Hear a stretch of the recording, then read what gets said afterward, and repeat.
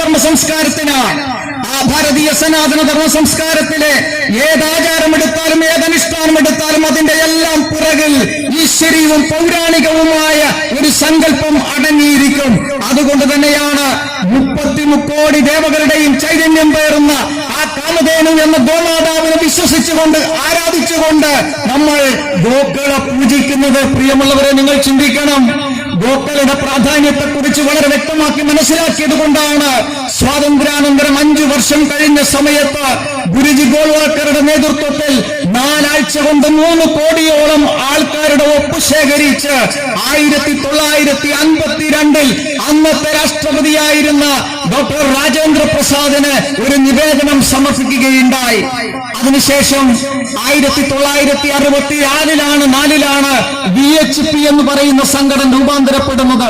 സംഘത്തിന്റെ നിർദ്ദേശമനുസരിച്ച് 2 സംഘടനകൾ VHP ആരംഭിച്ചു. ഒന്ന്, ഭാരതത്തിൽ ഗോഹത്യ നടത്തുന്നതിനെ എതിർക്കാനുള്ള ഒരു സംഘടന. മറ്റൊന്ന്, ഈ ഗോവിനെ പരിപാലിക്കാനും അതിന്റെ വംശവർദ്ധനവിനും വേണ്ടി ആ 2ാമത്തെ സംഘടന.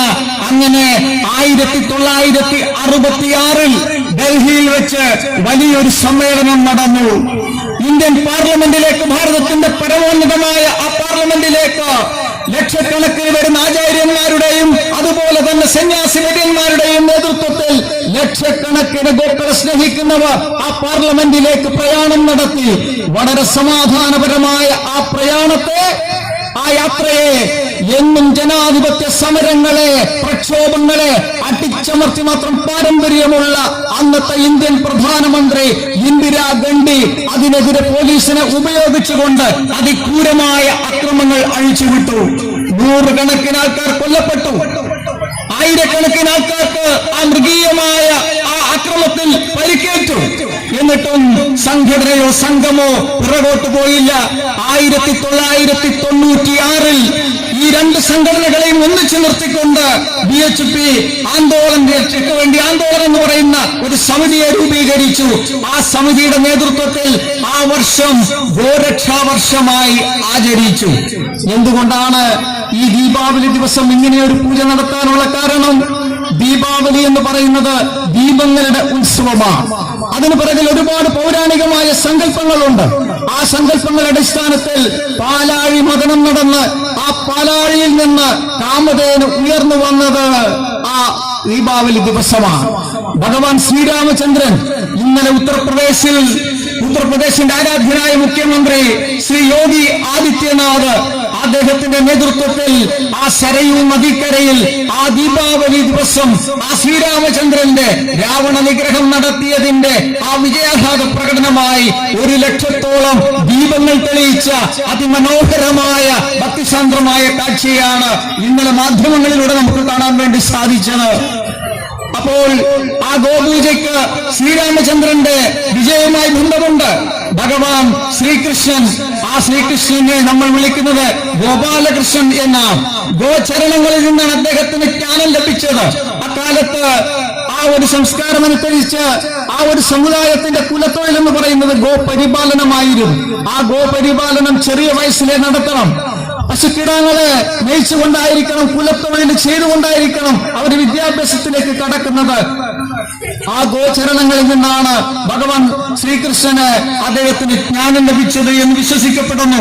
അതോടൊപ്പം തന്നെ ഈ ഒരു സംഭവങ്ങളൊക്കെ നമ്മുടെ പിറകിൽ ഈശ്വരീയവും പൗരാണികവുമായി അടങ്ങി നിൽക്കുന്നുണ്ട് എങ്കിലും 30 കോടി ദേവകളും ആരാധിച്ചിരുന്ന ആ കാമധേനുവിനെ ആരാധിക്കാനുള്ള, ഗോപൂജ നടത്താനുള്ള പ്രധാനപ്പെട്ട കാരണമെന്ന് പറയുന്നത് എല്ലാവരും ദേവന്മാർ മുഴുവൻ 30 കോടി ദേവകളും പൂജിച്ചിരുന്ന ഗോവാണ് കാമധേനു എന്ന് പറയുന്നത്.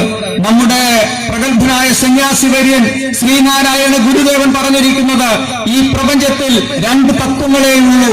ഒന്ന് ഗോക്കളുടെ തത്വം ഗോത്വം, മറ്റൊന്ന് മനുഷ്യന്റെ തത്വം മനുഷ്യത്വം. ഗോത്വം എന്ന് പറയുന്നത് ഗോക്കളുടെ തത്വമാണ്, അതാണ് മൃഗങ്ങൾക്കുള്ളത്. അതുകൊണ്ട് ആ ഗോത്വത്തെ പരിപാലിക്കണം. ശ്രീനാരായണ ഗുരുദേവനോട് ശിഷ്യൻ ചോദിച്ചു, അല്ലയോ ഗുരുദേവ, അങ്ങ് പശുവിന്റെ പാല് കുടിക്കാൻ നമ്മളോട് ആവശ്യപ്പെടുന്നു. അങ്ങനെയെങ്കിൽ എന്തുകൊണ്ട് പശുവിന്റെ മാംസം കഴിച്ചുകൂടാ എന്ന് ശിഷ്യൻ ഗുരുവിനോട് ചോദിക്കുകയാണ്. ആ ഗുരുദേവന്റെ വാക്കുകളെ ഒന്ന് നമ്മൾ മുഖവിലേക്ക് എടുക്കണം. എന്താ ഗുരുദേവൻ പറയുന്നത്? നമ്മളൊക്കെ അമ്മയുടെ മുലപ്പാല് കുടിക്കുന്നവരാണ്. അങ്ങനെയെങ്കിൽ ആ അമ്മയുടെ മുലപ്പാല് കുടിച്ചതെങ്കിൽ ആ അമ്മയുടെ മാംസം ഭക്ഷണമാക്കാൻ നമ്മൾ ആരെങ്കിലും തയ്യാറാകുമോ? ഗുരു ശിഷ്യനോട് ചോദിച്ചു, നീ നിന്റെ മാതാവിന്റെ മുലപ്പാല് കുടിച്ചല്ലേ വളർന്നത്? എന്നെങ്കിലും ഒരിക്കൽ നീ ചിന്തിച്ചിട്ടുണ്ടോ പാല് കുടിച്ചതുകൊണ്ട് അമ്മയുടെ മാംസവും ഭക്ഷിക്കാമെന്ന്? വളരെ കടുത്ത മറുപടിയായി എങ്കിൽ പോലും ആ ഗോവിന് നൽകുന്ന പ്രാധാന്യം എത്രത്തോളം ഉണ്ട് എന്ന് അവിടെ ഗുരുദേവൻ വ്യക്തമാക്കുകയാണ്. ആ കാമധേനുവിനെ പൂജിക്കാത്തത് കൊണ്ടാണ് വംശത്തിന്റെ സൂര്യവംശത്തിന്റെ രാജാവായിരുന്ന ദിലീപ മഹാരാജാവിന് മക്കളില്ലാതെ പോയത്. അങ്ങനെ കാമധേനുവിന്റെ മകൾ സുനന്ദിനിയെ പ്രാർത്ഥിച്ചത് മൂലം, ആ സുനന്ദിനിയെ സംരക്ഷിച്ചത് മൂലം അദ്ദേഹത്തിന് രഘു എന്ന് പറയുന്ന പുത്രനുണ്ടായി. ആ രഘുവിന്റെ വംശമാണ് രഘുവംശം. ആ രഘുവംശത്തിലാണ് ശ്രീരാമചന്ദ്രൻ ഭൂജാതനായത്. ആ ശ്രീരാമചന്ദ്രൻ വിജയം വരിച്ചത് ആ ദീപാവലി നാളിലാണ്. ദീപങ്ങളുടെ ഉത്സവം, ദീപങ്ങളുടെ നിര എന്നാണ് ദീപാവലി കൊണ്ട് ഉദ്ദേശിക്കുന്നത്. അതോടൊപ്പം തന്നെ പാൽക്കടൽ നിന്ന് ലക്ഷ്മി ദേവി ഉയർന്നു വന്നത് ആ ഒരു പാലാഴി ദിവസമാണ്. ആ ചൈതന്യം പശുവിന്റെ അകിടിനകത്ത് കിടക്കുന്നു എന്നുള്ളത് കൊണ്ടാണ് അതിനെ ആരാധിക്കണമെന്ന് പറയുന്നത്. ഗണപതി ഭഗവാന്റെ വധത്തിന് ശേഷം പാർവതി ദേവിക്ക് സംരക്ഷണത്തിനായി ഭഗവാൻ പരമശിവൻ ഏർപ്പാടാക്കി കൊടുത്തത് ഒരു പശുവിനെയാ. വർദ്ധമാന മഹാവീരൻ പോലെയുള്ള ജൈനമതത്തിന്റെ അത്തരത്തിലുള്ള ഭരണാധികാരികൾ കാളയെ ആരാധിച്ചിരുന്നു. ഇന്ന് നിലവിലില്ലാത്ത ഈജിപ്ഷ്യൻ സംസ്കാരം, ആ ഈജിപ്ഷ്യൻ സംസ്കാരത്തിന്റെ അവരുടെ ചുവർ ചിത്രങ്ങളിലും ചിത്രരേഖകളിലും എല്ലാം തന്നെ ആ ഗോപുരാണം വളരെ വ്യക്തമായി പറഞ്ഞിരിക്കുന്നു. 4 വേദങ്ങളും 18 പുരാണങ്ങളും 108 ഉപനിഷത്തുക്കളും 2 ഇതിഹാസങ്ങളും അടക്കം 2000-ഓളം ഗ്രന്ഥങ്ങളുള്ള ഭാരതീയ സനാതന സംസ്കാരത്തിന്റെ 1ാമത്തെ വേദമായ ഋഗ്വേദത്തിൽ അഖന്യ എന്നാണ് പശുവിനെ വിശേഷിപ്പിച്ചിരിക്കുന്നത്. യജുർവേദത്തിൽ പറയുന്നത് അനുപമ എന്നാണ്. അഥർവവേദത്തിൽ പറയുന്നു സർവസമ്പത്തിന്റെയും ഇരിപ്പിടമാണ് ഗോമുഖം എന്ന് പറയുന്നത്. ബ്രഹ്മദേവന്റെ മുഖത്തു നിന്നാണ് ആ ഗോവിനെ കൊണ്ടുവന്നിരിക്കുന്നത്.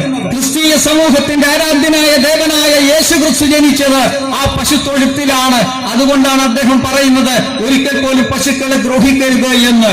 കാലിത്തൊഴുത്തിൽ പിറന്നവന്, പുൽക്കൂട്ടിൽ പിറന്നവന് എന്ന് പറയുന്ന സമയത്ത് ആ കാലിത്തൊഴുത്തിലാണ് ആ ഒരു സംസ്കാരത്തിന്റെ ആരാധനാമൂർത്തിയായ അദ്ദേഹം പൂജാരിതാനായത് എന്ന് ചിന്തിക്കണം. അതോടൊപ്പം തന്നെ ആ പശുവിനെ സംബന്ധിച്ചിടത്തോളം നമ്മളിപ്പോൾ കണ്ടു, വളരെ ഉയരം കുറഞ്ഞ പശുവാണ് ഇവിടെ ഉള്ളത്. ആ ഉയരം കുറഞ്ഞ ആ പശുവിനെ സംബന്ധിച്ച് അതിനുള്ള ഗുണം എന്ത് എന്ന് ചോദിച്ചു കഴിഞ്ഞാൽ, നമ്മളൊക്കെ പാല് കുടിക്കുന്നവരാണ്. ഇപ്രാവശ്യം ഓണക്കാലത്ത് 30 ലക്ഷം ലിറ്റർ പാലാണ് കേരളത്തിലെ ജനങ്ങൾ കുടിച്ചു തീർത്തത്. മദ്യത്തിന്റെ കണക്ക് വേറെയാ. പാല് 30 ലക്ഷം ലിറ്റർ. ഒരു കാരണവശാലും ആ ഒരു ദിവസം അത്രയും പാല് കേരളത്തിൽ ഉത്പാദിപ്പിക്കുന്നില്ല. അപ്പോൾ എവിടെ നിന്നാണ് കൊണ്ടുവന്നത്? മറ്റ് സംസ്ഥാനങ്ങളിൽ നിന്ന്. ആ പാൽ എത്രത്തോളം ശുദ്ധമാണ് എന്നുള്ളത് നമ്മളെ സംബന്ധിച്ചിടത്തോളം നമുക്കറിയില്ല. നമ്മൾ നോക്കുന്നത് പാലിന്റെ നിറമാണ്, നിറം വെളുത്ത നിറമാണ്. പക്ഷേ പരിശുദ്ധമായ പാലിന്റെ നിറം എന്ന് പറയുന്നത് മഞ്ഞയാണ്. അതിലൊരു ഇളം മഞ്ഞ കളറുണ്ടാവും. സൂര്യകേതു എന്ന് പറയുന്ന ഗ്രന്ഥി വെയിലേൽക്കുന്ന സമയത്ത് ആ പശുവിന്റെ ഗ്രന്ഥി ഉണരുകയും അതിൽ നിന്ന് മഞ്ഞ നിറത്തിലുള്ള ഒരു ദ്രാവകം വരികയും ആ ദ്രാവകം പശുവിന്റെ അകിടിലൂടെ പാലിലേക്ക് വരുന്ന സന്ദർഭത്തിനകത്താണ് ആ പാല് വളരെ പരിശുദ്ധവും ഔഷധ ഗുണവുമായി മാറുന്നത് എന്നാണ് പറയുന്നത്. ആര്യ സമാജത്തിന്റെ സ്ഥാപകൻ സ്വാമി ദയാനന്ദ സരസ്വതി പറഞ്ഞത്, ഒരു പശു ആ പശുവിന്റെ ജീവിത കാലയളവിൽ ഏകദേശം 4 ലക്ഷം പേർക്ക് ഒരു നേരത്തെ അന്നം നൽകുന്നു എന്നുള്ളതാണ്. ഒരു പശുവിന് ഒരു നേരത്തെ 4 ലക്ഷം പേർക്ക് ഒരു നേരത്തെ ഭക്ഷണം നൽകാനുള്ള പ്രാപ്തിയുണ്ട് എന്നാണ് പറയുന്നത്. പക്ഷേ അതിനെ വധിക്കുന്ന സമയത്ത് ആ പശുവിന്റെ മാംസം എന്ന് പറയുന്നത് 80 പേർക്ക് ഒരു നേരത്തെ ഭക്ഷണമാക്കാൻ മാത്രമേ സാധിക്കുകയുള്ളൂ. അപ്പോൾ ആ 80-നാണോ പ്രാധാന്യം, 4 ലക്ഷത്തിനാണോ പ്രാധാന്യം എന്നുള്ളത് നമ്മൾ ചിന്തിക്കേണ്ടി വരും. അങ്ങനെ ഗോവിന്റെ പരിപാലനവും ഗോവിന്റെ സംരക്ഷണവും ഉണ്ടെങ്കിൽ മാത്രമേ നമ്മുടെ നാടിന് ആവശ്യമായ പാൽ ഉൽപ്പാദിപ്പിക്കാനും നമ്മൾ കഴിക്കുന്നത് പരിശുദ്ധമാണ് എന്ന് തീരുമാനിക്കാനും സാധിക്കുകയുള്ളൂ. ഇതിനെ ആരെങ്കിലും സംരക്ഷിക്കണ്ടേ? ഈ ഗോവിനെ ആരെങ്കിലും സംരക്ഷിക്കണം. ആ സംരക്ഷണം ഉറപ്പാക്കണം എന്നുള്ളത് കൊണ്ട് തന്നെയാണ് നമ്മുടെ സുരക്ഷയ്ക്ക് വേണ്ടി, നമ്മുടെ നല്ലതിനു വേണ്ടി രാഷ്ട്രീയ സ്വയം സേവക സംഘം VHPയിലൂടെ ഗ്രാമാന്തരങ്ങളിൽ ആ ഗോവിനെ പരിപാലിക്കുന്നതിനുള്ള പ്രാധാന്യത്തെക്കുറിച്ച് വർണ്ണിക്കുകയും സമാജത്തിന് മുന്നിലേക്ക് ആ ഒരു കാര്യത്തെ അവതരിപ്പിക്കുന്നതിന് വേണ്ടിയും തയ്യാറായത്. ഇത് ഒരു സമുദായത്തെയും വെല്ലുവിളിക്കാനുള്ളതല്ല. ഒരു സമുദായത്തിനും എതിരെയുള്ള പരിപാടിയുമല്ല. നേരെ മറിച്ച് നമുക്കൊരു അസ്തിത്വമുണ്ട്. ആ ഗോവിനെ നമ്മൾ പൂജിക്കുന്നുവെങ്കിൽ, ആരാധിക്കുന്നുവെങ്കിൽ ഈജിപ്ഷ്യൻ സംസ്കാരം ആരാധിച്ചതുപോലെ, ഏതുപോലെ ആ പേർഷ്യക്കാർ നാണയങ്ങളിൽ, അവരുടെ നാണയങ്ങളിൽ കാളയുടെയും അതുപോലെ തന്നെ പശുവിന്റെയും ചിത്രമാലേഖനം ചെയ്തിരുന്നു. പഴയകാല രാജാക്കന്മാരുടെ മുഴുവൻ നാണയങ്ങളിൽ ആ ഗോവിന്റെ ചിത്രം ആലേഖനം ചെയ്തിരുന്നു. നമ്മളെ സംബന്ധിച്ചിടത്തോളം നമ്മൾ രണ്ട് കാര്യത്തിനാണ് മൃഗങ്ങൾ ഉപയോഗിക്കുന്നത്. ഒന്ന് വീട്ടാവശ്യത്തിന് പാല് ലഭിക്കുന്നതിന് വേണ്ടി, മറ്റൊന്ന് കൃഷി ആവശ്യത്തിനും സഞ്ചാരം ചരക്ക് കടത്തുന്നതിനും വേണ്ടി. അപ്പോൾ കാളകള് അത്തരത്തിൽ സാധനങ്ങൾ കടത്തുന്നതിന് വേണ്ടിയും വയലേലകൾ ഉഴുതുമറിക്കുന്നതിന് വേണ്ടിയും ഉപയോഗിക്കുന്നു. പശുക്കളെ പാലിനു വേണ്ടി നമ്മൾ ഉപയോഗിക്കുന്നു. നമ്മുടെ സംസ്കാരം അനുസരിച്ച് അങ്ങനെയാണ് ചെയ്യുന്നത് എങ്കിൽ വിദേശ രാഷ്ട്രങ്ങളിൽ അതിന് ചെറിയൊരു വ്യത്യാസമുണ്ട്. കാരണം വിദേശ രാഷ്ട്രങ്ങളിൽ മാംസത്തിനുള്ളത് മാംസത്തിന് വേണ്ടി വളർത്തുന്നു, അതുപോലെ തന്നെ പാലിന് വേണ്ടിയുള്ളത് പാലിന് വേണ്ടി വളർത്തുന്നു. ആ ഒരു വ്യത്യാസമുണ്ട്. നമ്മളെ സംബന്ധിച്ചിടത്തോളം അത്തരത്തിൽ വിയർപ്പിന്റെ ആവശ്യകതയാണ് പരിപൂർണമായും ജനങ്ങളിലേക്ക് എത്തിക്കാനുള്ള ദൗത്യം വിയച്ചിപ്പ് പോലുള്ള സംഘടനകൾ ഏറ്റെടുത്തിരിക്കുന്നത്.